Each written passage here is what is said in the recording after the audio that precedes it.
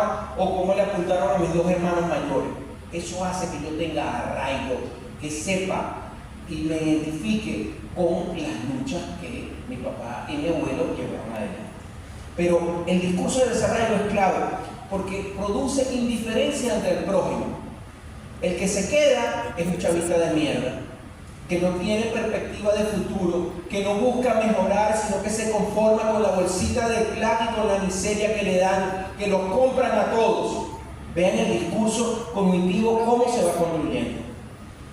Y eso impulsa, el discurso del desarraigo impulsa la inclinación a la migración. Y el discurso de los 8 millones de migrantes en el mundo. Venezuela es la sociedad que más migrantes tiene. Y eso también está basado en la vergüenza étnica. Yo tengo que emigrar hacia otras partes donde haya sociedades más blancas, porque nosotros somos demasiado mestizos, y en una visión neopositivista, al ser tan mestizos, somos brutos, somos demasiado negros, porque el posfascismo, uno de los elementos que lo caracteriza es la negrofobia, la migrantofobia, todo lo que no sea blanco es objeto de ataque en ese discurso del desarraigo. Y sobre todo que este discurso del desarraigo busca la aceptación de modelos foráneos, la aceptación de la invasión extranjera como una solución. Y entonces ahí es donde usted entiende a María Corina pidiendo la invasión, a George Harris, el influencer diciendo, pero vengan, hagan lo que tengan que hacer, no importa. Sí, coño de tu madre, marico de mierda, porque como tú estás allá afuera no hay ningún problema. Y en una guerra hay solo dos grandes certezas. Uno, se sabe cuándo comienza. Y dos, la segunda certeza, no hay excepciones entre hombres y mujeres, adultos y niños, adolescentes, no hay excepciones. No se sabe cómo termina ni quiénes quedan. Y eso es importante que lo entendamos. O sea, es significativo que lo veamos. Porque además, uno de los elementos del discurso del desarraigo es la negación del imperialismo en su consecuencia o la aceptación del imperialismo. Yo niego, no existe el imperialismo. Ese discurso del chavismo anti-yanqui es una locura. O digo, pero es que ¿cuál es el problema? Que nos invaden los norteamericanos. Si cada vez que invaden un país todo va mejorando, que vengan los yanquis, no hay ningún problema. El segundo discurso es lo que yo llamo el discurso posfascista, y que es más peligroso todavía. Y una de las cosas que he venido discursando en la discusión de la ley es que no nos quedemos en el debate sobre fascismo o neofascismo y sus otras determinantes. No. El posfascismo es peor. Porque al contrario de sus antecesores, el posfascismo no reconoce que es violento. Usted escuchaba a Mussolini, usted escuchaba a Hitler, usted escuchaba a Franco y decía hay que eliminar a los judíos, hay que eliminar a la gente de izquierda, hay que eliminar a los homosexuales, hay que eliminar a los gitanos, y no tuvieron ningún comedimiento en reconocerlo. Los neofascistas, que tienen que ver con la guerra de independencia en Indochina, con la guerra en Vietnam, también reconocían su carácter violento. Había que eliminar a los indochinos, a los vietnamitas, había que desaparecerlos como sea. El posfascismo no. Usted no va a escuchar a María Corina decir que ella es negrofóbica, que ella es migrantofóbica, que ella es islamofóbica, pero aunque no lo afirme, su acción es mucho más violenta que el fascista o neofascista que se reconoce violento, y eso lo hace más peligroso. Porque una de las cosas que caracteriza el posfascismo, y sobre esto hemos venido trabajando, es cómo por el uso de las tecnologías han venido procesando lo que yo llamo el endulcoramiento, el endulzamiento de la violencia. El tercer discurso es el discurso individualista, que he precisado que se trabaja. Eso es la infravaloración del ser por encima del tener. Yo soy si tengo.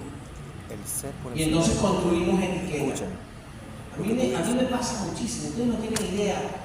A mí me gusta ir a actividades como voy, porque yo soy medio tiposo y todo tatuado. Y entonces la gente se traga la fecha muy fácilmente conmigo, porque lo menos que van a pensar es que yo soy un académico, que soy un diputado, sino que este coño es tremendo malandro, este es lo que vienen a atracar. Entonces, la gente se traga mucho la apariencia sobre la realidad del ser. Y a mí me pasa, me he conseguido cantidades de policías. Estos días, antes de ayer me pasó, yo voy con mi camioneta en una de las avenidas Uber de Maracaibo había pasado antes, había visto un policía nacional parando a un viejito que iba en una moto que llevaba una vaina de dulce. Y me dio una rechera, pero yo seguí mi camino porque iba apurado. Más adelante me paro en el semáforo. Mi semáforo tiene un canal de cruce. Yo tengo una camioneta Explorer 2008 usada. Y al lado mío se para una Ford Runner. Y se para el policía que había atrás y le toca el vidrio al de la Ford Runner, pero el de la Ford Runner no le para bola y cruza. Y me toca el vidrio a mí. Yo bajo mi vidrio. Me dice, por favor, ciudadano, baja el vidrio de atrás. Yo tenía en la parte de atrás de la camioneta, había comprado un air fryer para el ser que tiene la felicidad de vivir conmigo ahorita, y había comprado unas cosas para mis hijas. En fin, había comprado el air fryer para mi mamá, un poquito de jodedera. El tipo se ve que lo vio y entonces me dice, deténgase y me muestra lo que tengo atrás. Lo que tiene atrás. Un chinazo así como el estilo de Uber hasta ahora. Le digo, no, hermano, yo no te voy a mostrar nada de lo que tengo atrás. Lo lamento, no te voy a mostrar nada. ¿Y tú por qué no me vas a mostrar nada? Que la tiras de recho. No me la tiras de recho, yo no soy diputado y tú lo que estás es martillar. Así que anda a joder el coño de tu madre. ¿No? Ese tema, porque construimos por encima del ser, construimos lo que representa. A lo mejor, si yo estuviera bien vestido, el tipo ni siquiera me toca el vidrio, pero como me veo todo malandro, sencillamente me tocó el vidrio. Eso tiene que ver, además, con un segundo elemento de este discurso individualista, que es el amor a los bienes de consumo, la creencia del bienestar individual, el anhelo consumista, la ausencia de la empatía hacia el otro, la pérdida del vínculo y del desarraigo, que lo han trabajado con el discurso del desarraigo, la lucha por la reivindicación individual, la infravaloración de lo colectivo sobre y por encima de lo individual, el desprecio de lo comunal, de lo colectivo, la infravaloración de las prácticas ancestrales, ¿no? Eso produce una fe ciega en el capitalismo, la creencia en el ideal del progreso capitalista, la negación de lo negativo del capitalismo y el temor al comunismo. Eso es alienación, deseo por el consumo de bienes, todo lo extranjero es mejor, la identificación con lo norteamericano y lo europeo y la vergüenza con lo propio. Todo eso es trabajado. El cuarto discurso es el discurso economicista que no lo trabajaron. ¿En qué consiste eso? Valores plutocráticos, el afán de lucro, el desarrollo del consumismo, los patrones del capitalismo, el fin justifica los medios, yo tengo que utilizar cualquier acción para obtener beneficio, no hay una ética del trabajo. Entonces yo lo que tengo lo logré con mi esfuerzo individual, como si usted fuera una célula, un organismo unicelular y no tuviera ningún tipo de relación, como si los logros que usted tuvo académicos, políticos, personales, no tiene que ver con la tradición familiar, con el entorno, con la colaboración, con el amigo, con el compadre que lo ayudó, que lo impulsó, que no lo dejó caer. No hay visión colectiva del trabajo, es lo que yo hago y me importa un pito lo de los demás. Se basa en la competencia, es el valor de que yo en el trabajo tengo que imponerme sobre el otro, no importa que lo conozca. No hay visión colectiva del trabajo, hay negación de los privilegios de clase. Sí, no, es muy fácil para Mendoza decir, pero bueno, es que hay que progresar. Sí, con tu madre, vas a progresar porque tienes una herencia rechísima, pero dile que progrese a alguien que viene de una comunidad que no tuvo oportunidades de superarse y que tiene que cargar algo más pesado con un lápiz porque no le dio la oportunidad la sociedad en un momento determinado. Impulso de la economía de mercado, la afirmación de que la libertad económica y la libre empresa es lo mejor, satanización de la intervención del Estado, condena de la distribución de la riqueza. ¿Por qué coño tiene el Estado que distribuir becas y darle subvenciones a las mujeres y a los menos favorecidos? Que hagan su esfuerzo. Yo estudié pagándome, yo me esforcé y yo me merezco el título que tengo, sí, pero es que tú tuviste oportunidades para eso, el otro no las tuvo. Ese discurso economicista, ustedes lo ven ahí arraigado y se mezcla con relaciones de odio. Luego, y el más peligroso es lo que yo llamo el discurso de odio o la dicotomización cognitiva. Es un discurso basado en cara o cruz sobre valores de género, hombre contrario a la mujer, heterosexual, la diversidad. Entonces lo ataca. El tema étnico, lo blanco es lo bueno, lo negro o lo mestizo o indio es lo malo, lo gringo europeo es lo bueno, lo latino y lo africano es malo. Tiene que ver con la negrofobia, con la migrantofobia. Dicotomía en términos de estatus. El rico es bueno, el pobre es malo. La clase media es clase media porque se esfuerza en lo individual, los demás son marginales y no son clase media porque no tuvieron la capacidad de superarse. El burgués es bueno, el capitalismo bueno del cual hablaba María Corina hace un tiempo, el capitalismo social, y el proletariado es proletariado porque no tiene capacidad de hacer otra cosa. Eso también tiene que ver con las conductas sociopolíticas. El conservador es bueno, el progresista es un mantenido. El liberal es preferible al comunista. Todo el que no sea liberal, el que no siga los lineamientos de la extrema derecha es comunista, y el comunismo es un peligro. El liberal es individualista y lo es porque ha logrado superarse, mientras que el socialista es un mantenido y aplica al colectivismo. Es preferible ser egoísta a ser solidario. El liberal es democrático, es amplio, el comunista es autoritario. El liberal es venezolano, el comunista es bolivariano, no es venezolano. Son las dicotomías cognitivas sobre las cuales trabaja. Y eso también tiene que ver con los atributos. El antichavista es bonito, la mujer antichavista es bella, es sensual, coincide con los estereotipos estéticos. La mujer o el hombre chavista es feo, es bruto. El liberal es trabajador, el chavista es flojo, el socialista es flojo. Esto tiene que ver con lo que llamamos disonancia cognitiva. Pasa a la siguiente, Marcel, por favor. ¿No? Y fíjense que esto nos lo habían trabajado. Eso nos lo trabajan además con la implementación de la guerra cibernética. Por eso yo les hablaba de guerra cognitiva y le hablaba de guerra cibernética. Porque resulta que nos han acostumbrado a la dictadura de la pantalla, la sociedad líquida. Hablaba el filósofo Zygmunt Bauman. Nosotros construimos todo sobre la pantalla, la del celular, la del teléfono, la del televisor. Y tiene que ver eso con el uso de las herramientas digitales.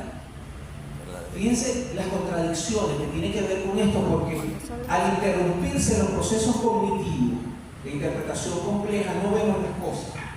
Nosotros respondimos a la dinámica de la Big Data y a la utilización de la información que nos hacen, construyendo una Big Data, la BENAP.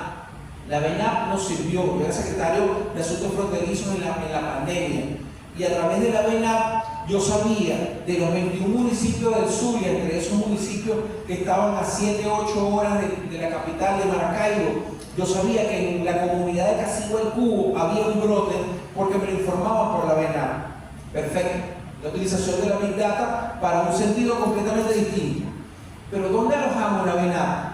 En Play Google, en Play Store, que tiene que ver con el tecnofeudalismo, que tiene que ver con el control efectivo. Vean un ejercicio. Levanten la mano los que tienen correo, Gmail, Outlook, Yahoo, casi todo.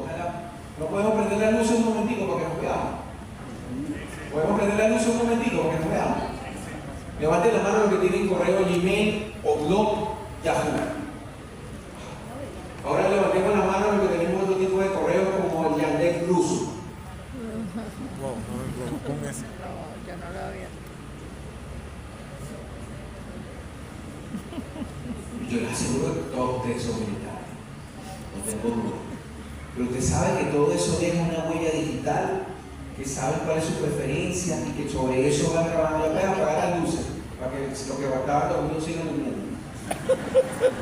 Disculpen por interrumpirles el sueño. Eso tiene un impacto en la seguridad nacional, porque cuando yo sé cuáles son tus preferencias, empiezo a manipularlas, empiezo a controlarlas, pero además puedo hacer guerra cibernética para interrumpir los procesos. Y vamos a ver cómo entonces se construyó esta dinámica. Hemos visto los discursos: discurso del desarraigo, discurso del odio, discurso del posfascismo, discurso económico, discurso individual. Cómo nos lo han construido, no desde que Chávez llegó, eso nos lo han construido toda la vida. Toda la vida. Yo tengo amigos en la universidad que me conocen de toda la vida y dicen: coño, tú no pareces chavista porque eres un tipo inteligente. ¿Cómo? O sea, que los chavistas son brutos. Y también me dicen que no parezco chavista por lo bello que soy, pero eso sí no me lo creo.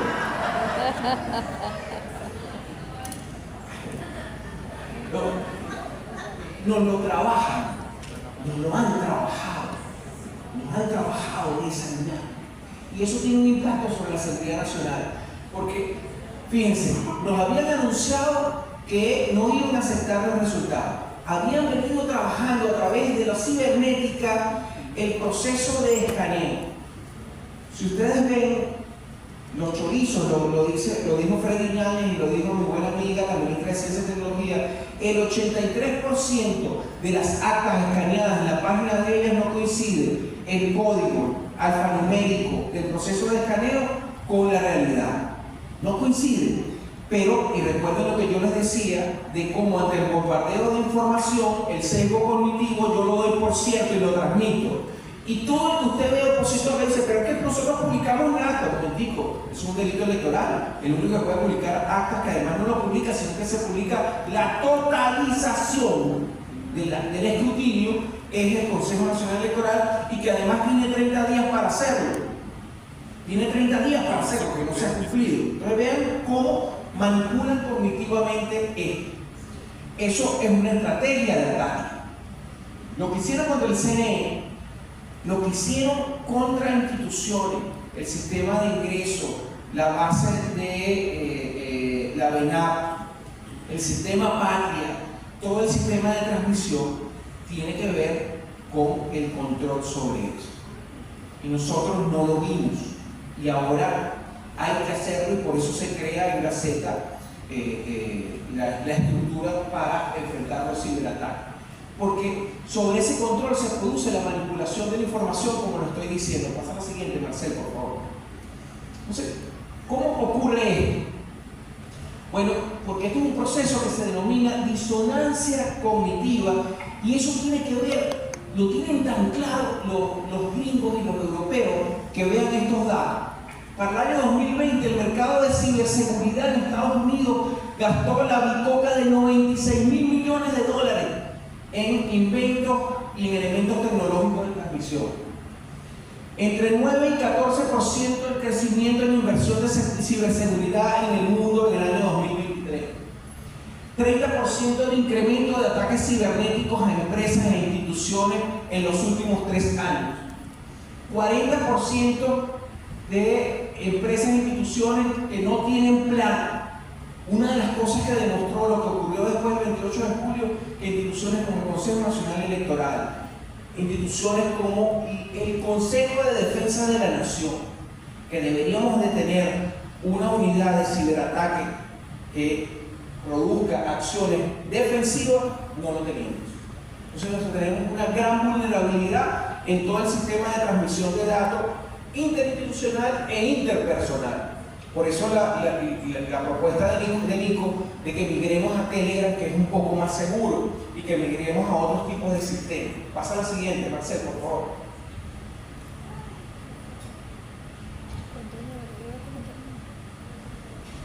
Y esto tiene que ver con estas operaciones. Pero fíjense, la disonancia cognitiva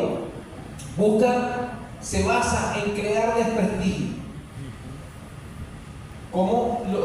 Es una relación dicotómica, desprestigio-prestigio, que busca crear desprestigio a los elementos sobre los cuales cognitivamente nosotros construimos valores: padres, iglesia tradicional, instituciones académicas, instituciones del Estado, la prensa, como la entendíamos en algún momento determinado nosotros, ¿no? Los partidos, los libros, cada vez la gente lee menos digital. Yo tengo una biblioteca, ¿no? Yo digo como Humberto Eco, a veces mis hijas me dicen, tengo dos hijas mayores, una de 12 y una de 10 con mi tercera administración, y me dicen mis hijas, papá, ¿hasta cuándo vas a comprar libros? Ahí tienes libros sin leer. Bueno, cuando tenga tiempo los leo, pero los tengo ahí, y los consulto y los veo dependiendo de las circunstancias, ¿no? Un libro nunca está de más, pero hay una acción de desprestigio contra eso, contra el Estado. ¿Qué se prestigia? ¿Qué se busca? La aceptación y las nuevas formas de socialización. Corporaciones mediáticas, el internet, las redes sociales, los influencers, los centros de pensamiento europeos, las corporaciones mercantiles y los líderes surgidos de esta ciberpolítica. ¿Por qué esa relación de desprestigio-prestigio? Porque hay un proceso de resocialización de la conducta. Se maneja la depresión, la creación de depresión y de miedo, se maneja la agresión y la ira, se manejan psicopatologías sociales que producen ruptura. Y entonces, ¿cuál es el objetivo de esta resocialización?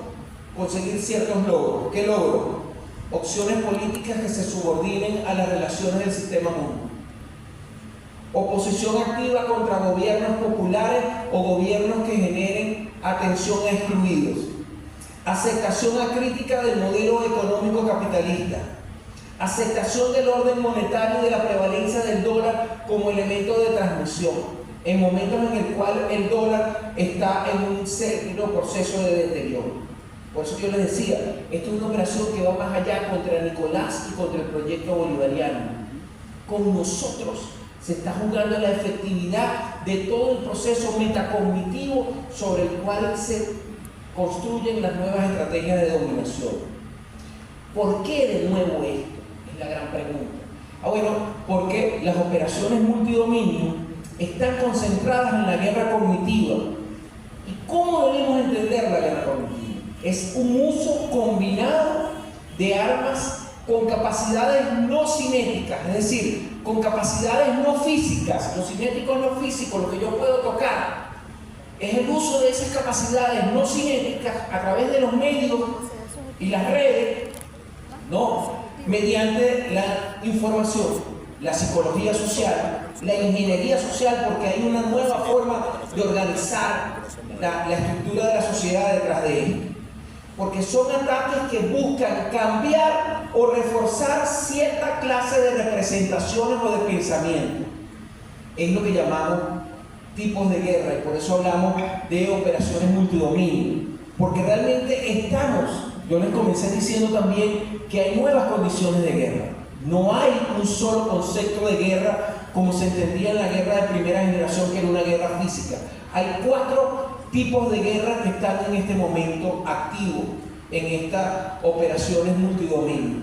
La primera es guerra informativa, que lo que procura la guerra informativa es controlar lo que se ve, lo que aparece, lo que yo transmito a través de las redes.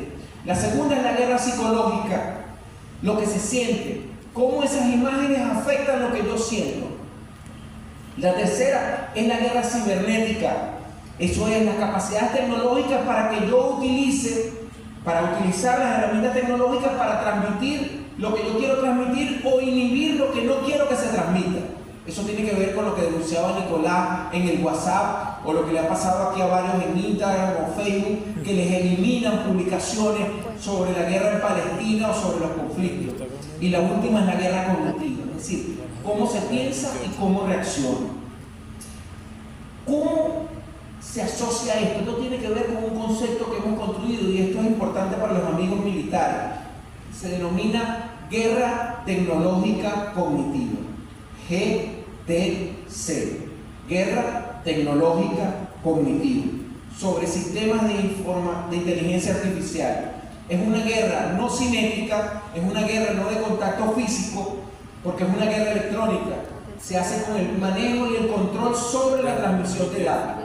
Por eso la importancia de Elon Musk, por eso la importancia de Zuckerberg y cómo hemos normalizado la utilización de eso y nos hemos convertido en una nueva forma de esclavitud. Nos creemos libres, pero somos esclavos de lo que publicamos. ¿Cuántos de ustedes, hombres o mujeres, que tienen una relación, la novia o el esposo le dice: es que tú no me quieres porque no me publicas? Perdón, prendan la luz porque yo quiero verle la cara a los cuadros. Prendan la luz, por favor. Prendan la luz. Levante la mano la que no le ha dicho a su pareja: tú no me quieres porque no me publicas. Levante la mano. No la van a levantar, Juan. No la van a levantar. Son muchas. Mire, bro. Mire, bro. Es mentirosa. Ah, y además se ríe, descarada. ¿Ah?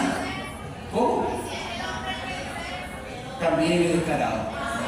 Por eso los hombres que somos fieles decidimos mantener nuestros amores en secreto. En serio, es que el amor es para disfrutarlo entre dos, no para publicitarlo.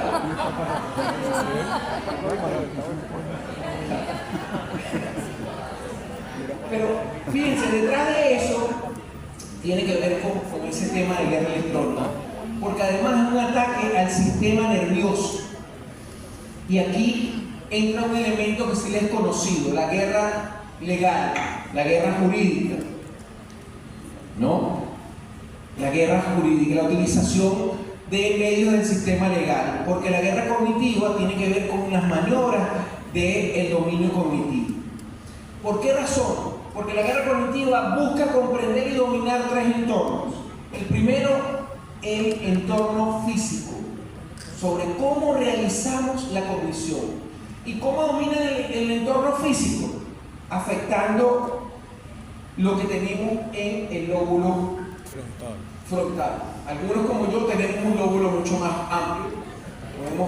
A mí hubo un tiempo que yo ando con gorra porque el sistema de construcción nuestro de vivienda en cualquier territorio vacío construye un complejo habitacional y aquí por lo menos caben 2 ciudades vacacionales, mínimo. Entonces yo siempre ando con una gorra, un sombrero o una boina. Pero además me paro y no tengo el problema de varias de ustedes o de ustedes que amanecen despeinados. Puedo salir sin ningún tipo de problema de mi casa. La parte física tiene que ver con la afectación de los lóbulos frontales. ¿Qué hay en el lóbulo frontal? ¿Qué hay en esta parte de nuestro cráneo y de nuestro cerebro? Ahí está todo, neurológicamente, lo que tiene que ver con la intencionalidad, lo que yo voy a hacer, la previsión y la planificación. Tiene que ver con lo que los neurólogos denominan funciones ejecutivas, FE. Funciones ejecutivas.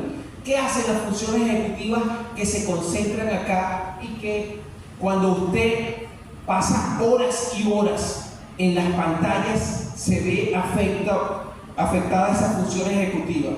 Una huevonadita nada más lo que hacen esas funciones ejecutivas. Uno, ahí se toman las decisiones. Yo ahí decido si, ante el hecho de que algunos indicios, ¿no? Ustedes, las mujeres dicen: ¿por qué lo dejaste? Es que tenía un sexto sentido que él andaba en doble play. No. Usted no tiene ningún carajo de sexto sentido. Usted tiene en el cerebro primitivo, las mujeres conservan una característica que los hombres no conservamos en términos bioquímicos. Y es que cuando a uno se le arruga la ropa interior porque la otra persona le gusta, uno genera elementos bioquímicos que se conocen como feromonas. Cuando usted se da la lata, los besos, la pasión con el otro, la mujer, porque es la mujer, marca con sus feromonas al hombre. Cuando a uno como hombre le gusta a otra mujer, esa otra mujer lo marca a uno. Y ustedes, en su cerebro reptilo, que es el cerebro primitivo, producto de nuestra evolución, conservan capacidades olfativas que no tenemos los hombres. Y entonces usted empieza a darse cuenta: este carajo se está arreglando mucho. Este carajo coloca el celular abajo. Pone el celular en mute. Me dice que tiene una reunión tarde. No contesta. Aquí hay está encerrado. Y empieza usted a hacer como Columbo. Muchos de ustedes no se acordarán y empieza a revisar la ropa interior, a hacer rayos X.